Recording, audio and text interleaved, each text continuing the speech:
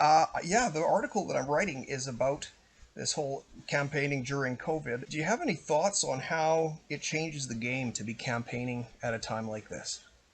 Yeah, it's very confusing, and people have to be exceedingly creative in finding ways to communicate with their constituents or future constituents. What I've found is that the PC party have told their candidates not to do door-to-door. And the other parties, it's all different. For example, the Liberal Party,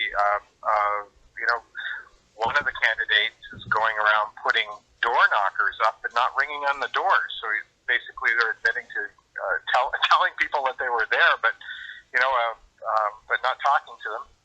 And another candidate was going around ringing doorbells with a gavel. So they would ring the doorbells with the handle of the gavel, and they would knock on the door with the gavel hammer itself if they didn't have a doorknob, so that they wouldn't be touching anything. But as you know, I mean, that's still spreading the germs, right? So it's all over the place. Now, what I found is that it's made it more of a leader-centric campaign, and so the leaders are more in the spotlight. So it has meant that things like debates and leaders' comments and things like this are much more important than a normal campaign where the actual candidate in any given riding is out trying to influence the vote. So that's what's fascinating.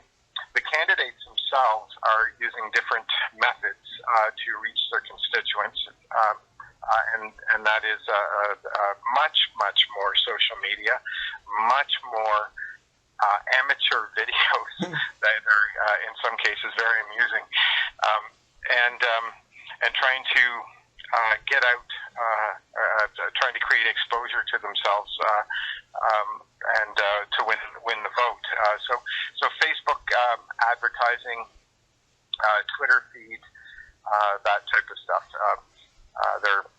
They're pushing that. But I think the biggest thing is that it makes it much more of a leader-centric campaign. But what will have a bearing on the campaign is, in this particular case, where it's a bit of a snap election. So the debates were held, some of them are held after, and the forums were held after the advanced polls. So right now, the counts for the advanced polls, I believe, are over 50% of what voted in the last election. So that could mean a big voter turnout, or it could mean that people are just going to the advanced polls to beat lineups on election day, so that it's not congested. So that's one thing that we found out here is that over half the people that voted in the last election have already voted in this election on Monday. Wow. In advanced polls. I guess there was a bit of a pushback from the Green leader in one of the debates. Why are you calling this election right now? Do you think that the incumbents are going to kind of wear that a bit, that this election is called, or is Higgs going to get away with it?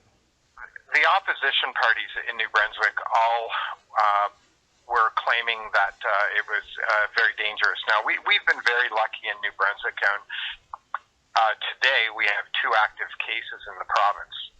And we've had only 180 cases in total in New Brunswick. So,